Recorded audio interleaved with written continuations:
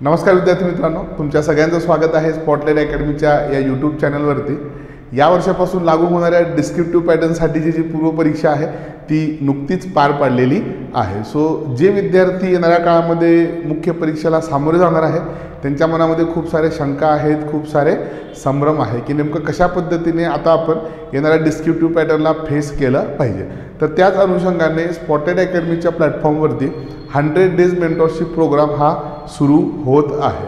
आता या पूर्ण आजच्या सेशनमध्ये आपल्याला हा प्रोग्राम काय आहे, हा प्रोग्राम कसा रन केला जाणार आहे, या प्रोग्रामचे तुम्हाला बेनिफिट्स कसे होतील वगैरे वगैरे या सगळ्यांबद्दल आपल्याला जाणून घ्यायचं आहे। पण सुरुवात करण्यापूर्वी हा जो प्रोग्राम असणार आहे हा ऑनलाईन आणि ऑफलाईन अशा दोन्ही प्लॅटफॉर्ममध्ये असणार आहे हे सांगणं मला सगळ्यात जास्त गरजेचं वाटतं। कारण की खूप सारे विद्यार्थी असे आहेत जे सध्या घरी राहून अभ्यास करत आहेत, काही विद्यार्थी आहेत समजा ते पुण्यामध्ये राहून अभ्यास करत आहेत। सो दोघंही विद्यार्थ्यांना याच्यामध्ये प्रॉफिट झाला पाहिजे किंवा फायदा झाला पाहिजे या अनुषंगाने हा जो प्रोग्राम आहे तो डिझाईन करण्यात आलेला आहे। आता मेंटरशिप प्रोग्राम का जॉईन करायचा, तर याच्यासाठीचं जे सगळ्यात महत्त्वाचं कारण हे आहे की येणाऱ्या काळामध्ये तुम्हाला आन्सर लिहावं लागणार आहे। आता याच्या पहिले मग तुम्ही आन्सर लिहिले नाहीत का, तर याच्या पहिले सुद्धा तुम्ही स्कूल किंवा कॉलेजमध्ये असताना आन्सर्स लिहिलेले आहेत। पण इथे मात्र तुम्हाला जेव्हा स्पर्धा परीक्षेचा अभ्यास करत असताना आन्सर्स लिहायचे असतात तेव्हा तुम्हाला ते एका प्रॉपर स्ट्रक्चरमध्ये लिहायचे असतात। प्रश्नांची डिमांड असते ती समजून घ्यायची असते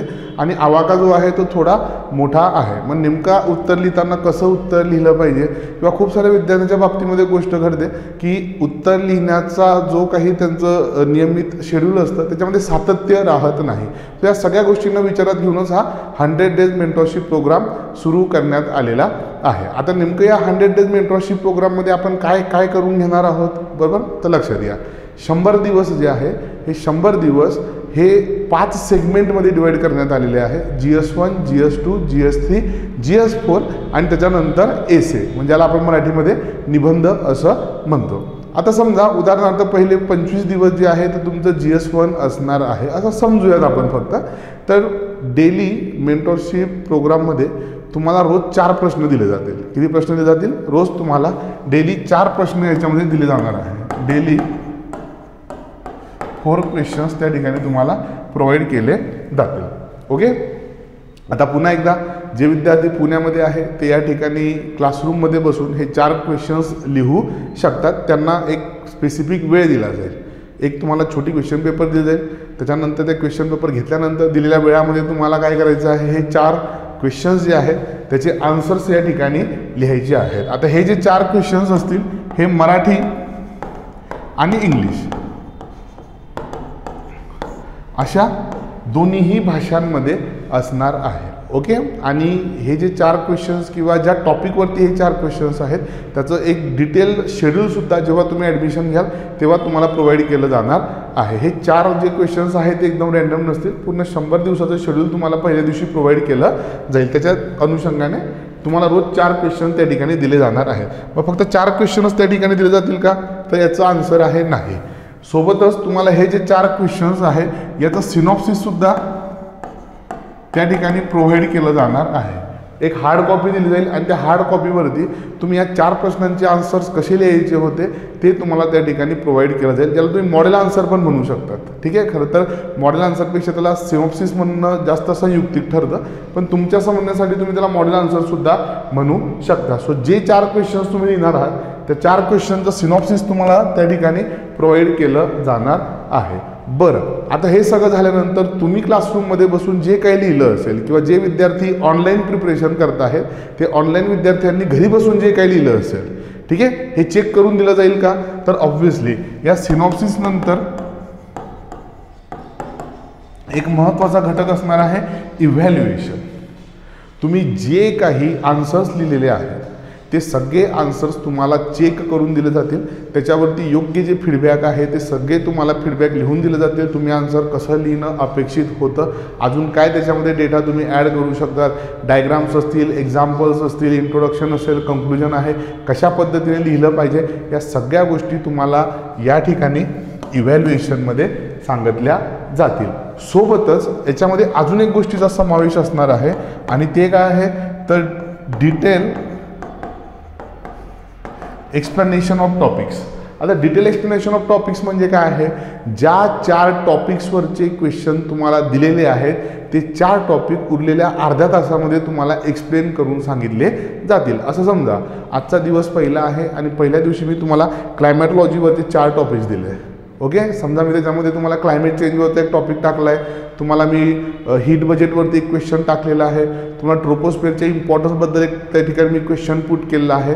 तर अर्ध्या तासामध्ये हे जे 4 टॉपिक आहे हे 4 टॉपिक तुम्हाला समजून सांगितले जातील, जेणेकरून तुम्ही जे आन्सर लिहिलं आहे त्या आन्सर लिहिताना तुम्हाला ज्या काही अडचणी आल्या असतील, कॉन्सेप्ट क्लिअर नसतील किंवा अजून काय लिहिणं अपेक्षित आहे, तुमच्याकडे जर का थोडा डेटा कमी पडला असेल तर ती सुद्धा या ठिकाणी काय निघेल, भर जी आहे ती होऊन जाईल. सो त्याच्यामुळे तुम्हाला याच्यामध्ये डिटेल एक्सप्लेनेशन पण असणार आहे. आणि याच्यात सगळ्यात चांगली गोष्ट म्हणजे काय, जे विद्यार्थी नंतर जॉईन करतील, असं होऊ शकतं की खूप सारे विद्यार्थी काही दिवसानंतर जॉईन करू शकतात, त्यांना हे सर्व एक्सप्लेनेशन जे आहे ते रेकॉर्डेड फॉर्ममध्ये अवेलेबल असणार आहे. इवन जे मुलं ॲडमिशन घेतील त्यांना सुद्धा हे एक्सप्लेनेशन जे आहे ते नंतर पाहता येणार आहे. तर असा हा एकूण तुमचा 100 डेज मेंटॉरशिप प्रोग्राम असणार आहे. मी पुन्हा एकदा पहिलेपासून सांगतो, 100 दिवसाचं आपण काय केलं, क्लासिफिकेशन केले, GS1, GS2, GS3, GS4 आणि एसेमध्ये प्रत्येक सब्जेक्टला GS1, GS2ला, GS3ला आणि GS4ला आपण काही दिवस ठरवून दिलेले आहेत. कुठल्या दिवशी काय होणार आहे त्याचं डिटेल शेड्यूल तुम्हाला ॲडमिशनच्या वेळेस मिळणार आहे. प्रत्येक दिवसाला तुम्हाला 4 क्वेश्चन दिले जातील. क्वेश्चन हे मराठी आणि इंग्लिश असे दोन्हीही फॉर्मॅटमध्ये त्या ठिकाणी असणार आहे. तुम्हाला वेळ लावून हे प्रश्न क्लासरूममध्ये बसून सोडवायचे आहेत. आले तर ठीक, नाही आले तरी आम्ही आहोतच. तुम्ही जे लिहिलेले आहे ते आम्ही तुम्हाला इव्हॅल्युएटसुद्धा करून देणार आहोत. फक्त इव्हॅल्युएट करून देणार आहोत का, तर नाही, यामध्ये तुम्हाला आम्ही त्याचं सिनॉप्सिससुद्धा प्रोव्हाइड करणार आहोत. ठीक आहे, एका हार्ड कॉपीवरती ऑनलाईनच्या विद्यार्थ्यांना ते टेलिग्राम किंवा बॅचमध्ये उपलब्ध करून दिलं जाईल. आणि सगळ्यात शेवटी तुम्ही जे क्लासरूममध्ये लिहिलेलं आहे ते क्लासरूममध्ये लिहिलेलं सर्वच्या सर्व आन्सर्स असतील, जे काही तुम्ही लिहिलं असेल ते तुम्हाला त्या ठिकाणी इव्हॅल्युएट करून दिलं जाईल. येथे लक्षात, आणि सोबतच एक्सप्लेनेशन पण त्या ठिकाणी होणार आहे. एक्सप्लेनेशन रेकॉर्डेड फॉर्ममध्ये पण अवेलेबल राहणार आहे. मग हे झाले तुमचे 100 दिवस. आता तुम्हाला पुन्हा प्रश्न पडला असेल की सर याच्यामध्ये टेस्ट इन्क्लूड नाही का, तर या पूर्ण 100 दिवसाच्या मेंटॉरशिप प्रोग्रामनंतर तुम्हाला GS1, GS2, GS3 आणि GS4ची कॉम्प्रिहेन्सिव्ह टेस्टसुद्धा त्या ठिकाणी दिली जाणार आहे. म्हणजे बघा, डेली 4 क्वेश्चन्स, 100 दिवसामध्ये जवळजवळ तुम्ही 400पेक्षा जास्त क्वेश्चन्स लिहिणार आहात. तुम्हाला आम्ही आमच्याकडनं काही प्रॅक्टिस क्वेश्चन पण देणार आहोत, सिनॉप्सिस आहे, एक्सप्लेनेशन आहे, एसे आहे, अजून खूप साऱ्या गोष्टी त्या ठिकाणी होणार आहेत. आलं तुमच्या लक्षामध्ये. सगळ्यात शेवटी आपण टेस्ट तर घेणारच आहोत. राहील तुमच्या लक्षामध्ये. हा एकंदरीत तुमचा काय आहे, 100 डेज मेंटॉरशिप प्रोग्राम असणार आहे. मग त्याच्यामध्ये तुमच्या अभ्यासामध्ये सातत्य राहणार आहे. अजून इतरही बऱ्याच गोष्टी त्या ठिकाणी तुम्हाला या ठिकाणी उपलब्ध होतील. ओके, आय होप की तुम्हाला हा जो प्रोग्राम आहे तो व्यवस्थित समजला असेल.